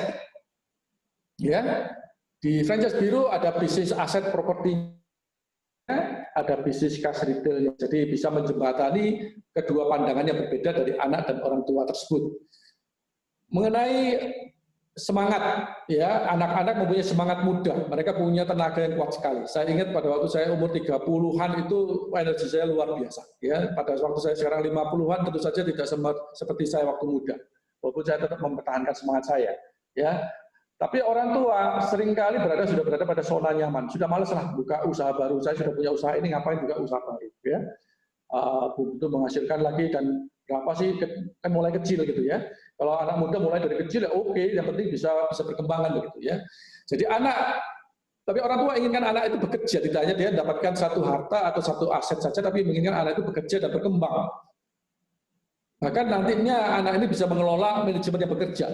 Itu yang menjadi cita-cita daripada orang tua dalam dia membagikan satu kekayaan atau warisan. Ya.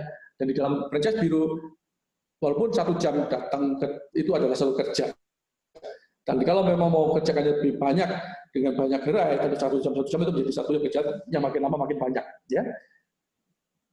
Anak seringkali tidak mempunyai modal, tidak punya kecukupan modal untuk beli aset yang 1,5 miliar, 2 miliar untuk franchise biru yang harganya sekitar 500 juta, apakah mereka bisa membelinya? Mungkin tidak ada modal, tapi orang tua punya modal. Sedangkan franchise biru menyediakan struktur dalam membagikan kekayaan atau modal kepada anak-anak. Karena ini adalah modal aset, modal bisnis. Jadi ini merupakan satu yang sangat ideal yang diberikan orang tua kepada anaknya. Tidak hanya menyediakan pancingnya, tapi juga tidak hanya menyediakan ikannya, tapi juga menyediakan pancing sekaligus ikannya. Itu yang ideal bukan ya? Jadi cash-nya dapat, tapi juga pancingnya dapat. Anaknya mesti bekerja, tetapi juga aman dan nanti menghasilkan cash flow. Dua-duanya didapatkan. Kalau orang tua, anak-anak kebanyakan adalah high-tech, orang tua kebanyakan leket, agak terlambat sedikit dari sisi penguasaan teknologi. Franchise biru sudah berjalan 18 tahun, kita telah melewati berbagai musim bisnis, dan sebagai bisnis itu kita harus beradaptasi, dan kita selalu mencoba mengikuti perkembangan daripada franchise. Seperti pada saat ini kita sedang Zoom seminar, Zoom webinar gitu ya. Ini adalah bagian daripada adaptasi kita terhadap situasi saat ini. Bisnis yang teruji oleh waktu.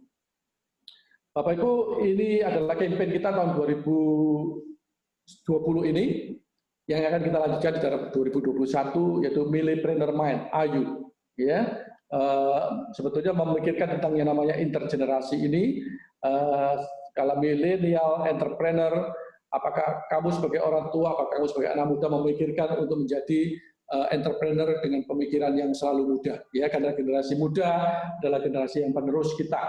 Ya, pikirkanlah seperti Sam Walton yang memikirkan bagaimana generasinya, anak-anaknya akan menjadi generasi pebisnis yang entrepreneur sejak usia muda, 9 tahun sudah dia pikirkan. Ya, ini beberapa yang ada di Instagram Biru. Ini anak-anak muda yang menjadi franchisee Biru dengan menggunakan kekayaan daripada orang tuanya, dan orang tuanya dengan senang hati memberikannya kepada anaknya, ya, karena ini merupakan satu bagian daripada kolaborasi, ya, orang tuanya dipuaskan, anaknya dipuaskan, dan mereka berkembang dengan baik sekali, ya. Ini ada beberapa yang Pak Bogo Satria 27 tahun, ya. Pak Yusuf Sutrio Nugroho itu 30 tahun. Saya ingat sekali Pak Yusuf ini pada waktu awal belajar tentang bisnis, orang tuanya adalah pegawai negeri, ya, belajar tentang bisnis, jatuh bangun, tidak dikelola dengan baik. Kita yang berada di franchisor membantu, bahkan sempat mengambil alih beberapa waktu pengelolaan lembaga gerai, tapi sekarang dia bisa jalankan dengan baik sekali. Ya, dia menjadi orang bisnis melalui pembelajaran di franchise Biru. Ini ada Pak Oki, sudah punya beberapa gerai di Biru, 37 tahun, dia mempunyai usaha ini pada waktu dia usia 32 tahun. Memanfaatkan aset daripada keluarga, rumahnya dia di mana dan sebagainya, diajukan ke kita, keluarganya menyetujui dan sebagainya. Ya. Kemudian ada Ibu Tirta, Kak, sekarang itu kalau anak muda tidak boleh disebut Ibu, katanya Kak, ya. Kak Tirta Anda Mari, ya. Adam Sari, ya, oke, itu yang franchise kita yang di Sidoarjo, ya, anak-anak yang trendy bisa suka dengan usaha ini juga. Oke, Coach Han, itu yang bisa saya sampaikan kepada teman-teman. Mungkin kita masuk kepada sesi tanya jawab, atau Coach Han memikirkan untuk satu sesi yang Coach Han akan berikan dengan waktunya, mungkin bisa kita tunda. Saya stop share dulu, ya. Coach Han, silakan. Oke, ya, thank you Pak Yance. Terima kasih atas paparannya yang luar biasa. Saya lagi sibuk mencatat dari tadi nih, makanya Pak Yance manggil saya agak kaget gitu ya. Saya yakin teman-teman juga sedang konsentrasi yang lain.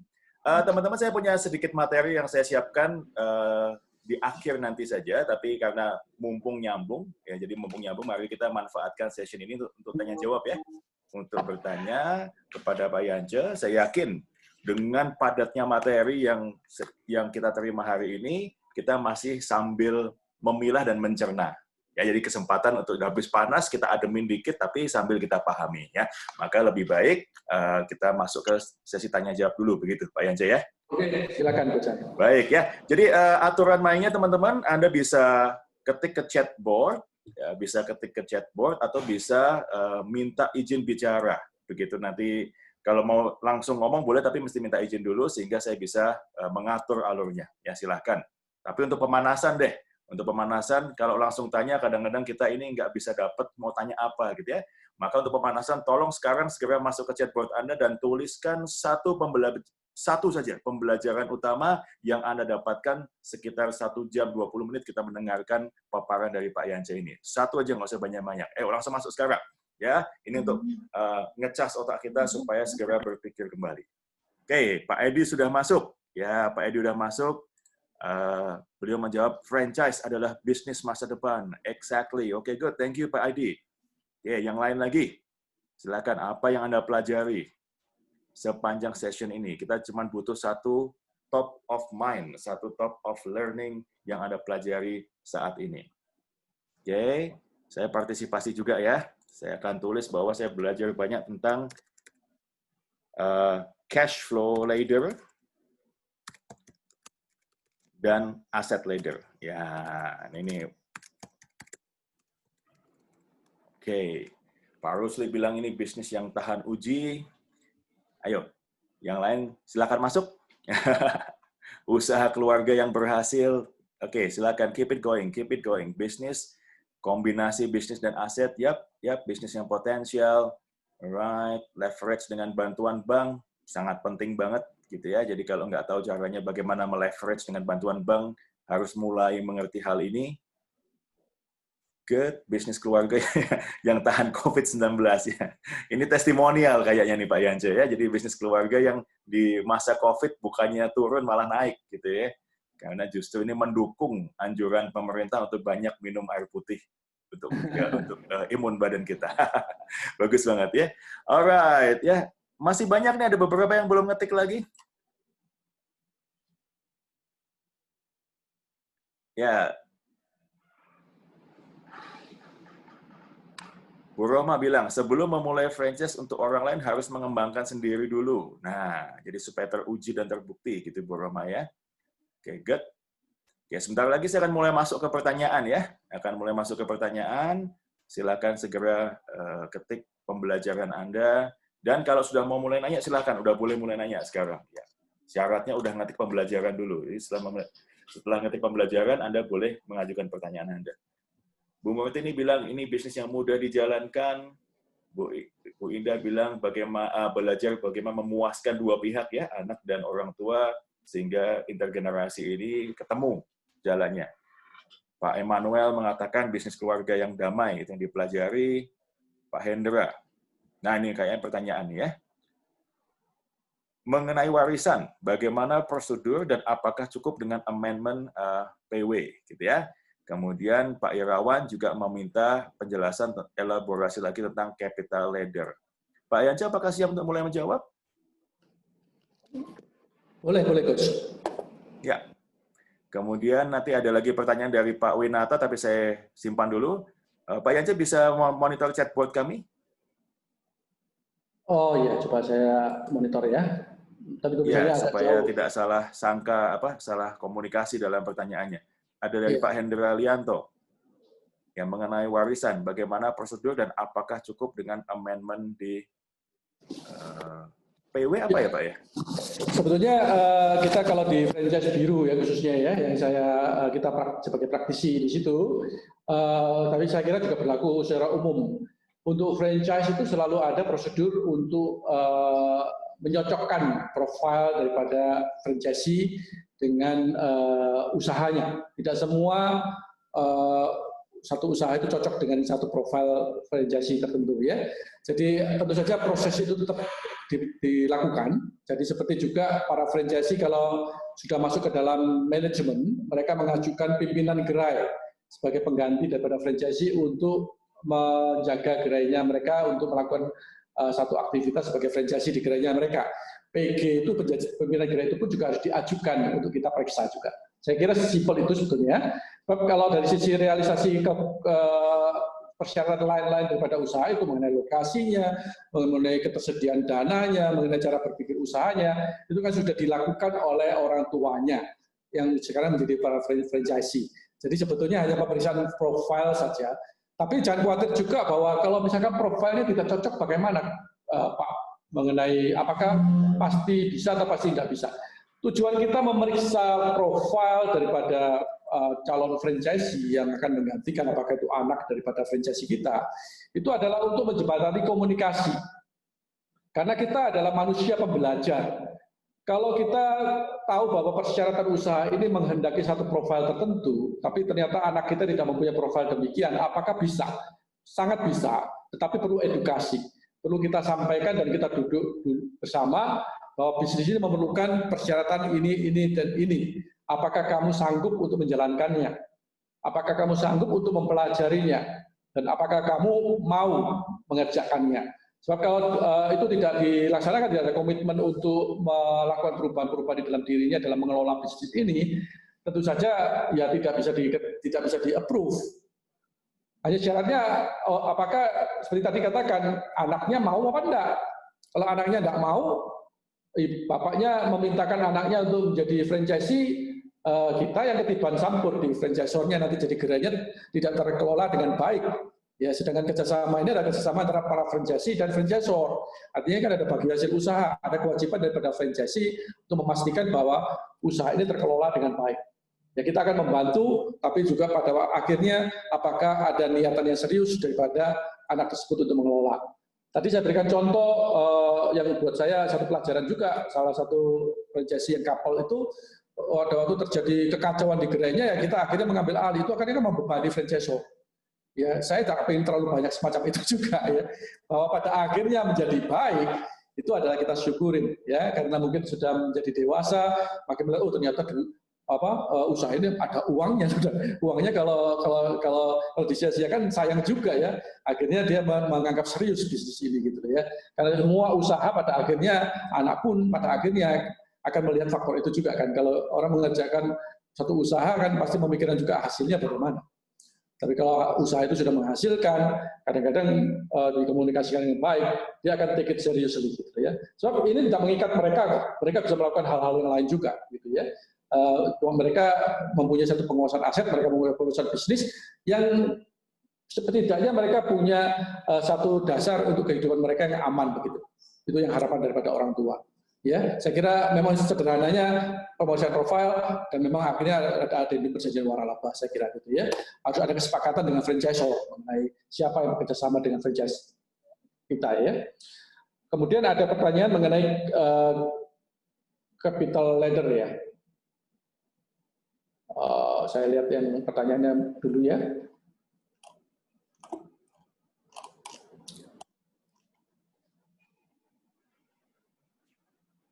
Saya mau tanya bagaimana cara Biru dalam membangun marketing dan brandingnya dan dari awal hingga berkembang seperti sekarang. Kunci suksesnya ya.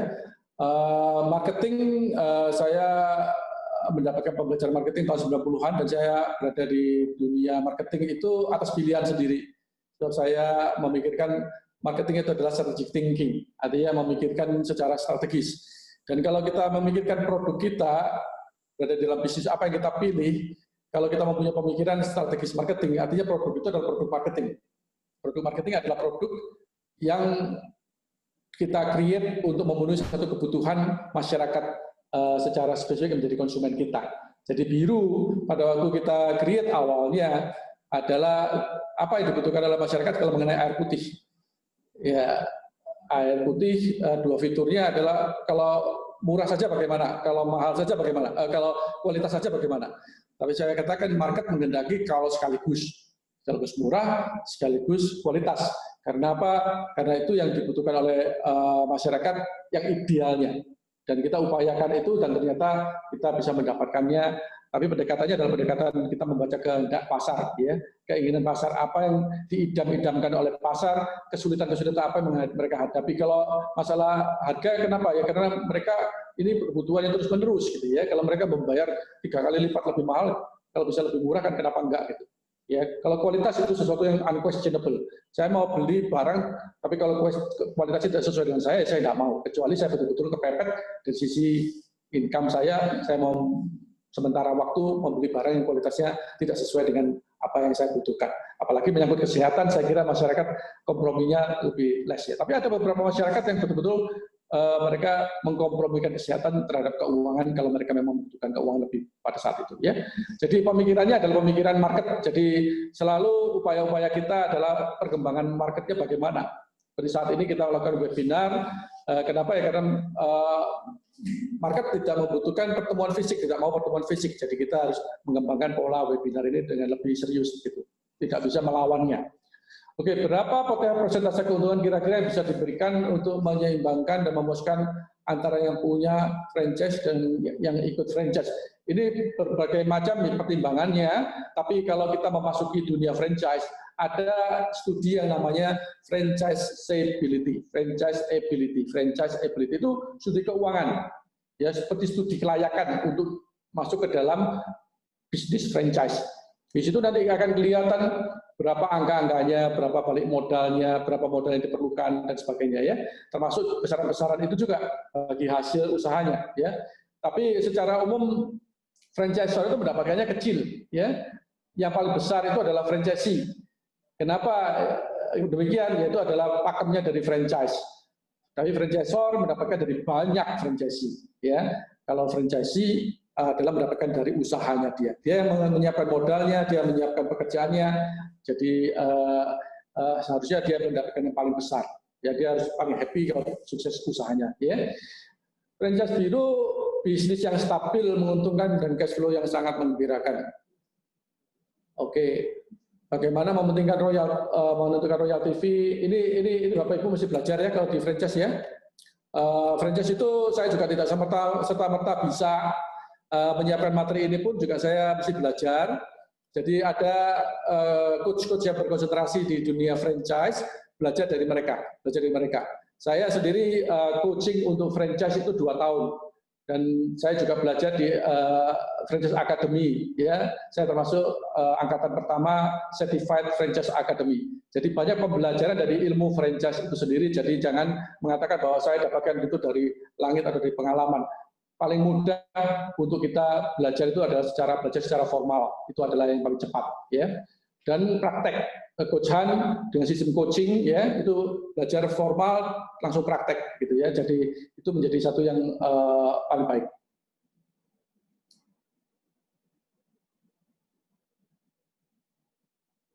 Ada yang belum ya?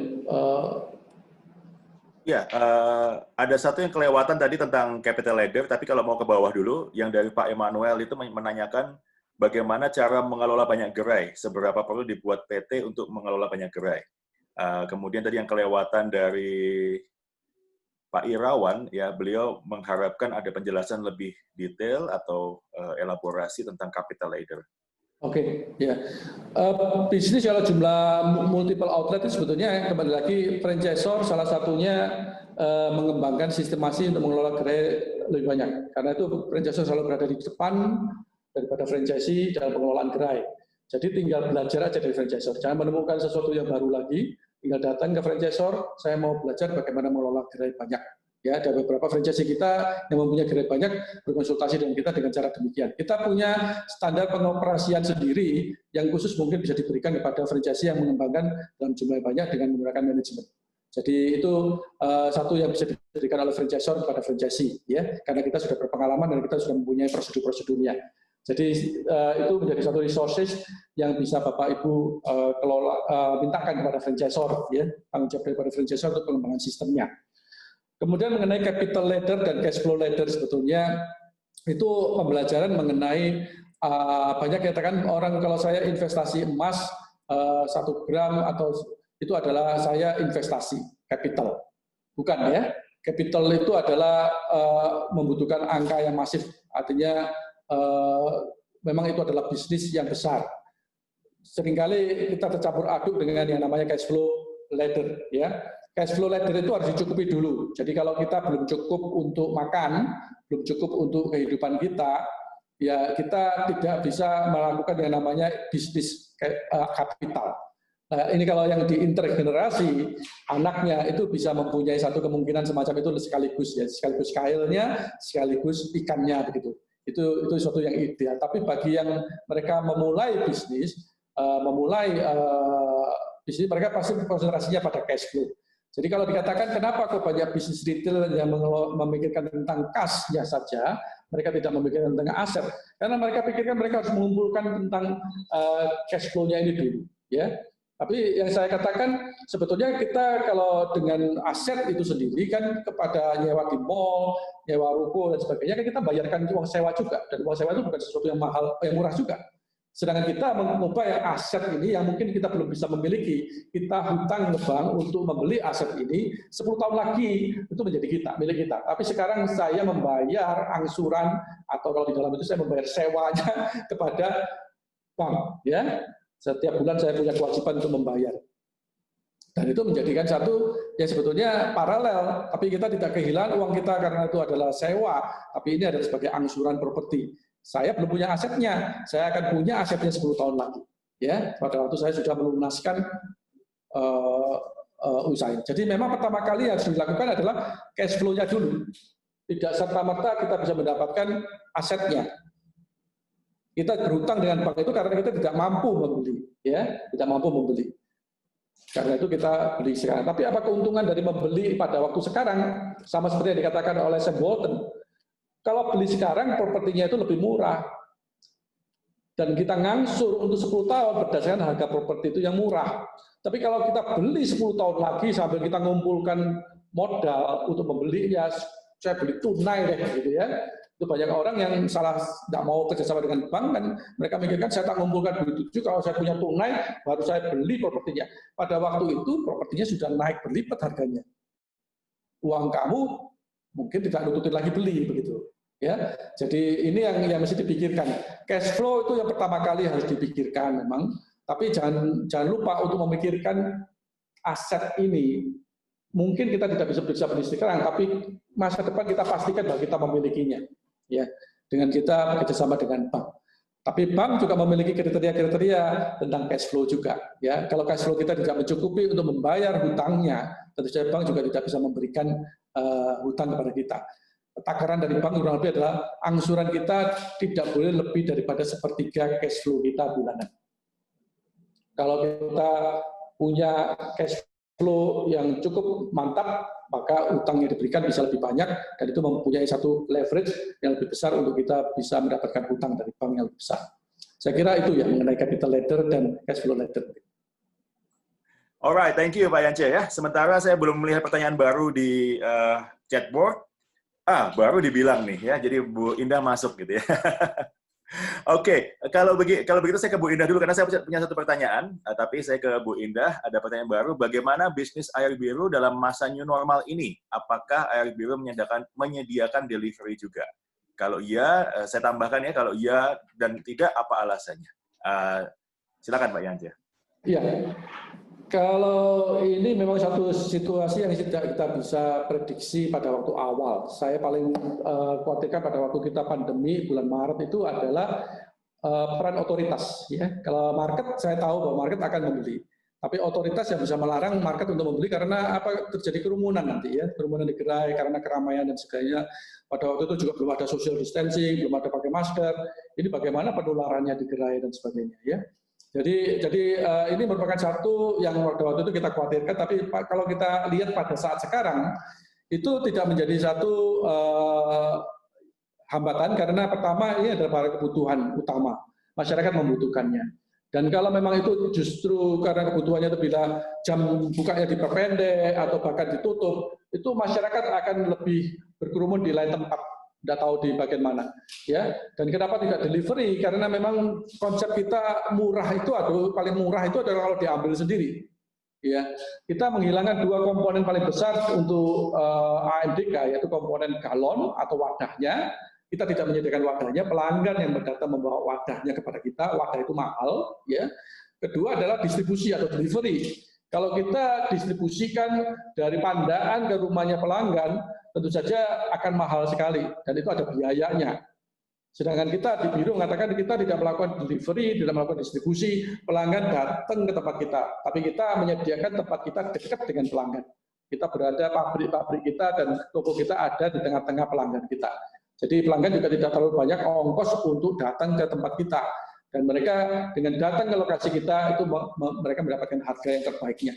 Kalau di delivery akan ada ongkos Gojek. Mas Gojek berapa ngangkat galon satu ya? Dengan harga galonnya, air curahnya aja Rp7.000 sudah lebih mahal ongkos kirimnya kali ya. Jadi itu yang terjadi. Tapi di kenyataannya di lapangan ada mitra-mitra biru, yaitu pelanggan-pelanggan biru yang secara independen mereka melayani pelanggan-pelanggan yang mau kirim. Tapi mereka charge dengan biaya tambahan, apakah mereka 2.000, 1.500 lebih mahal daripada harga yang kita tetapkan. Tapi memang kalau mereka membeli dalam banyak, kita di Biru mempunyai sistemasi menggunakan kupon club yang mendapatkan harga lebih murah. Jadi mereka dapatkan lebih murah dari gerai, tapi mereka mendapatkan tambahan biaya juga dari pembeli, sehingga mereka mendapatkan keuntungan cukup. Mereka sebagai orang-orang bisnis independen yang akar rumput sebetulnya, yang terrealisasi dengan sendirinya. Tapi saya mengamati itu. Jadi bagi mereka yang membutuhkan delivery, ada hal semacam itu dengan mitra Biru. Saya kira itu ya.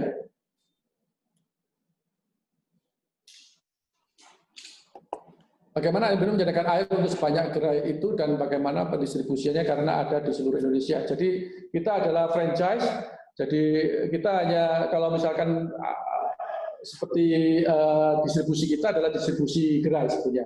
Kita sekarang ada di 9 provinsi, ada di 35 kota, kalau memang ada yang interest ada di kota manapun, kita sanggup untuk merealisasikannya. Tapi memang konsep daripada biru membutuhkan market yang besar. Artinya tidak bisa di tempat yang sepi-sepi, ya.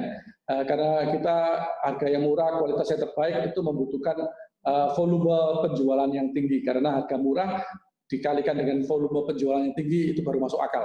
Kalau harga murah, volume penjualannya cuma 1-2, ya kita sebagai orang bisnis kan tidak menghasilkan, ya. Oke, bagaimana cara untuk mendapatkan pinjaman dari bank, karena biasanya aset yang akan dibeli itu di pinggir jalan raya dan biasanya bank suka menolak dengan alasan bangunan tidak ada IMB dan sebagainya. Itu masalah teknis aja, sebetulnya praktek aja, ya. Kan kita juga tidak harus di jalan raya. Yang kita katakan untuk usaha kita itu adalah di jalan akses. Karena retail itu harus banyak dilihat oleh pelanggan. Kalau saya katakan, saya umpamakan lokasi retail itu harus seperti reklame. Kalau kamu tidak berada di akses utama, maka kamu harus membayar reklame yang mahal untuk mendapatkan tempat-tempat strategis untuk menunjukkan di mana lokasi kamu, di mana bisa membeli produk kamu. Ya. Tapi kalau kita mempunyai lokasi yang strategis, yang dilewati oleh market-market yang kita tuju, market lokal itu, artinya berada di jalan akses utama untuk komunitas itu, tidak di jalan raya, ya, tidak harus di jalan raya, akses utama saja, yang dilewati oleh banyak komunitas-komunitas yang ada menjadi target kita itu. Artinya tiap hari dia lewat, maka dia lihat ini sebagai satu reklame, dan akan kita tapi tidak perlu membayarkan biaya reklame, pajak reklame yang mahal itu, ya. Jadi lokasi bagi retail itu sangat-sangat penting, karena itu lokasi bagi retail itu sangat-sangat krusial. Saya kira itu yang saya bisa jawab. Oke, Pak Yanto. Ya, satu pertanyaan saya yang tertunda tadi adalah saya pengen tahu, setelah 17 tahun ya, kalau saya nggak salah hitung ya, masuk tahun ke-18 atau 19 untuk biru, apa bedanya mindset Pak Yanja, atau dengan lebih gampangnya ya, apa yang Anda lakukan yang pada waktu itu Anda pikir benar, ternyata setelah jalan sekian belas tahun itu ternyata tidak benar dan harus diganti. Nah, yang paling ekstrim seperti apa contohnya? Boleh saya tahu? Saya mengalami perubahan paradigma itu mengenai potensi bisnis ini sebetulnya. Ya, potensi bisnis seperti intergenerasi ini tidak pernah saya pikirkan. Jadi di dalam franchise itu sendiri merupakan satu proses unending learning, ya. Jadi terus belajar. Kemudian saya juga sadarkan tentang kapasitas daripada usaha ini sebetulnya. Tadinya saya pikirkan bahwa saya tidak pernah berpikir bisa 2.500 gerai dalam 10 tahun. Oke. Nah, itu hanya dalam momen pada waktu dengan Coach Han dan Coach Brad Sugars di Bali, itu kita ada momen 5 hari disadarkan tentang potensi daripada bisnis ini, ya. Datang dengan satu plan yang kita kerjakan dalam 5 hari dan diuji oleh teman-teman, pada waktu Pak Edi juga ikut, ya, dan Pak Brad Sugars juga dan Coach Han untuk menguji planning kita apakah masuk akal. Jadi sebetulnya apa yang Biru lakukan dalam pengembangan usaha ini yang setiap tahun bisa ratusan gerai kita bertumbuh dengan tujuan akhir 2.500 outlet di tahun 2028, ini adalah mengerjakan planning kita yang tahun 2018 kemarin. Jadi 2019 sebagai kick off daripada planning kita capai 119 outlet, tahun ini tahun kedua kita capai 137 outlet, tahun depan mungkin kita bisa meningkatkan menjadi 160 outlet. Jadi otot-otot kita juga bisa dilatih, gitu ya, dan semua sistemasi kita diuji, tapi juga secara bertahap begitu. Dan ini merupakan satu proses yang sangat exciting buat saya, tidak pernah terpikirkan buat saya. Tadinya waktu kita encourage teman-teman untuk ini kita bakal melalui satu proses yang mungkin sakit, ya, namanya kita latihan, kita exercise itu otot-otot kita pecah dan sebagainya, itu kan sakit, ya. Tapi kan kita melihat manfaatnya, kita menjadi lebih bugar, lebih sehat. Dan terutama inspirasi dari teman-teman di manajemen itu luar biasa. Dan saat ini yang saya syukuri, ternyata kapasitas daripada Biru itu dalam memberikan kerja itu luar biasa. Ya, kita di kantor rekrutmen, bagaimana juga franchisee bisa mengembangkan gerainya, dan bagaimana juga dari sisi anak gerai, yang satu outlet itu ada 6 pekerjanya. Itu menjadi satu yang buat saya sangat-sangat saya suka dari usaha ini. Dan ini bisa menjadi satu bagian yang dari kecil bisa menjadi demikian, tidak pernah terpikirkan sampai skala yang demikian. Sampai terakhirnya waktu kita membuka outlet di Amerika, itu menjadi satu crazy dream saya yang tak bisa pikirkan, bukan saya melakukannya, itu adalah generasi ke depannya mungkin masuk ke luar negeri, ya. Tapi ternyata bisa direalisasikan di tahun 2018 kemarin, kita punya satu outlet di Amerika, ya. Dan itu menjadi satu proyek R&D yang memikirkan tentang masa depan air minum isi ulang di Indonesia. Di negara Amerika yang sudah maju demikian, apakah air minum isi ulang bisa survive dengan situasi kondisi negara maju? Jadi itu proses R&D yang memperkaya kita dan menjadikan kita punya keyakinan bahwa bisnis ini adalah bisnis yang akan lasting forever. Itu Coach Han mungkin. Wow, luar biasa ya. Jadi ternyata proses pembelajaran yang continuous itu juga dibutuhkan karena kita akan selalu berkembang, beda paradigma setiap saat, maka kita harus selalu belajar dan terbuka akan hal-hal tersebut. Begitu ya Pak Yance ya? Ya, Coach Han. Thank you. Dan sebetulnya saya ingin segera sudahi, tapi masuk lagi pertanyaan, Pak Yance. Jadi seru sekali ini ya. Ada 2 pertanyaan masuk, gitu ya. Saya sedang mengajukan KPR buat periode ke-5 dan ke-6. Ada sedikit kendala dengan bank tertentu yang mensyaratkan izin I think this question mungkin saya nggak tahu apakah Pak Yance ingin menjawab secara terbuka di umum atau ingin meeting langsung ya. Nanti saya serahkan ke Pak Yance. Kemudian dari Pak Emmanuel juga menyatakan prinsip apa yang Bapak pegang sampai Biru bisa maju sampai saat ini dan masih memiliki semangat yang luar biasa. Silakan Pak Yance.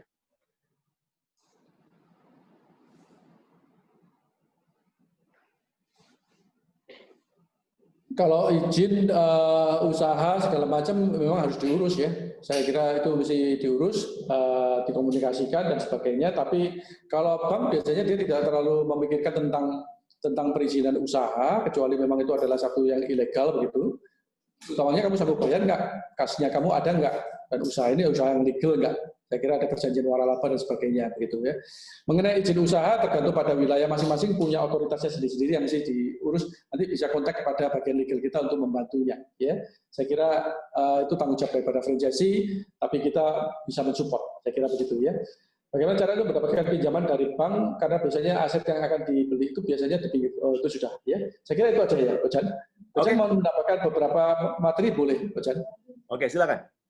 Silakan ya. Ada lagi nih, Pak.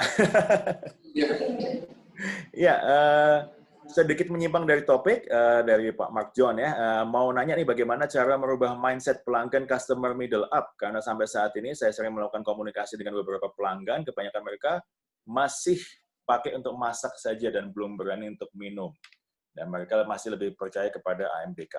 So, ya, apakah Pak Yance ingin jawab yang ini? Ya, tidak apa-apa.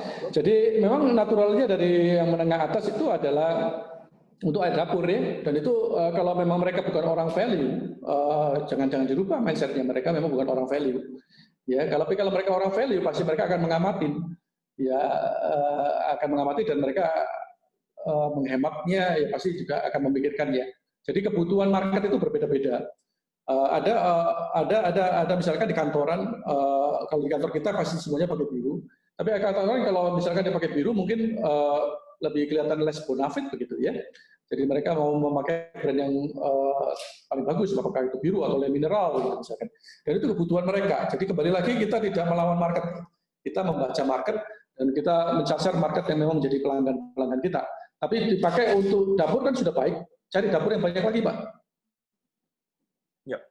Cari dapur yang banyak lagi aja, jadi lebih baik. Dan kalau memang secara natural pemilik yang menengah atas itu kalau memang dia orang value, dia akan melihat itu dan dia akan menggunakannya untuk minum. Ya, saya kira itu kejadian di banyak franchise kita juga banyak yang dulu pakai air minum untuk masak, kemudian terakhir dia mau minum sendiri, terakhir dia menjadi franchise kita, gitu ya. Itu adalah pengalaman-pengalaman yang di-sharingkan pada kita. Jadi kita yakin pada produk kita, tapi tidak semua market membutuhkan produk kita, Pak. Walaupun kita mempunyai market share atau market dengan kebutuhan value itu adalah market yang terbesar dalam konteks keseluruhan pasar. Ya. Prinsip-prinsip apa yang Bapak pegang secara biru bisa maju sampai saat ini dan masih memiliki semangat luar biasa? Prinsip-prinsip apa? Prinsip ya, semangat, Pak. Kita semua punya budaya biru ya. Semangat, sinergi, profesional, dan integritas, kemudian untuk sukses. Itu semua adalah budaya-budaya kita. Jadi di situ mau kita mempunyai value-value kita. Kalau dari saya, usaha ini adalah yang secara pribadi dan mungkin kita terapkan sekarang dalam SEO biru ya. Usaha ini adalah usaha titipan Tuhan. Dan itu saya bisa buktikan. Saya punya bukti-bukti yang konkret, tanda-tanda yang konkret bahwa ini adalah usaha titipan Tuhan. Ya, jadi saya menjalankan amanah dari Tuhan. Itu yang menyemangati saya, ya, secara pribadi. Tapi itu juga saya kemudian tularkan kepada teman-teman sendiri, dan pada akhirnya kita mempunyai namanya pembelajaran spiritual quotient. Bagaimana kita bisa mengenali bahwa itu adalah satu kebaikan yang dari Tuhan, dan bagaimana kita menjadi bagian kepanjangan tangan daripada Tuhan untuk memuliakan Tuhan dalam pekerjaan kita. Ya, enak kok. Ya, kalau seperti tadi orang tua memberikan kail dan ikan, ya Tuhan itu memberikan segalanya. Oke? Ya, kita bisa mendapatkan semua kalau kita itu mengarahkan hidup kita, bisnis kita, pribadi kita kepada Tuhan. Saya kira itu mungkin yang bisa saya jawab, Coach. Yes, thank you Pak Yance. Waduh, luar biasa ya. Jadi selama 1 jam lebih bahkan kita nggak berasa gitu ya. Ini ciri-ciri seorang mentor yang baik adalah meskipun molor tapi audiensnya masih tetap antusias bahkan nggak habis-habis. So congratulations Pak Yance atas pencapaian di Biru dan juga atas segala prestasi yang diberikan. Kami sangat terinspirasi. Ya, jadi teman-teman kalau sampai hari ini nggak belajar ya rugi banget. Ya, jadi Pak Yance ini bukan cerita dari sumber yang lain, melainkan cerita dari jatuh bangunnya beliau sendiri dari awal sampai ke titik ini. Dan satu kata kunci yang saya pegang tadi, tidak ada yang jatuh dari langit. Ya, semua itu bukan tiba-tiba bisa. Ya, sekarang beliau bisa cerita banyak karena tadinya nggak tahu, lalu mencari tahu, lalu mempraktekkan, sehingga sekarang bisa berbagi kepada orang lain. Nah, jadi kalau sampai ada yang kita nggak tahu, segala permasalahan itu bisa dicari tahu solusinya. Ya, dan satu hal yang saya sangat tertarik tadi, belajar dengan formal jauh lebih baik ketimbang belajar otodidak atau mencomot sana, mencomot sini. Ya, dalam pengalaman saya sebagai seorang coach, sebagian besar orang sukanya cara cepat, ya, tips dan trik. Ya, selama 14 tahun saya sebagai seorang coach, saya selalu mempromosikan belajar yang fundamental. Jangan cari jalur cepat, jangan cari tips dan trik. Belajar dari fundamentalnya sehingga Anda tahu. Mungkin saya mengutip dari seorang pemuka agama yang sangat terkenal, namanya Dalai Lama.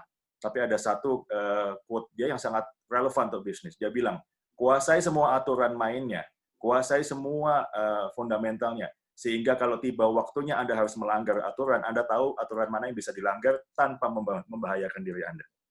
Nah, tips dan trik yang dibahas ini melanggarnya terus, ya, fundamentalnya, karena akhirnya bisa bagaimana sih caranya ini, Mbak? Nah, tapi kalau kita tahu fundamentalnya, maka kita bisa, kalaupun harus tidak sesuai dengan aturan, kita tahu ini efeknya seperti apa. Begitu ya. Saya masih ada sekitar 15 menit terakhir, saya mau memberikan beberapa tambahan nanti, tentu saja untuk melengkapi apa yang kita pelajari hari ini. Sekali lagi saya ucapkan terima kasih kepada Pak Yance atas kesediaannya berbagi ilmu yang sangat berharga hari ini. Semoga sukses dan sehat selalu. Thank you, Coach Hal, atas platform yang diberikan dan juga teman-teman yang hadir ya, atas atensinya. Baik.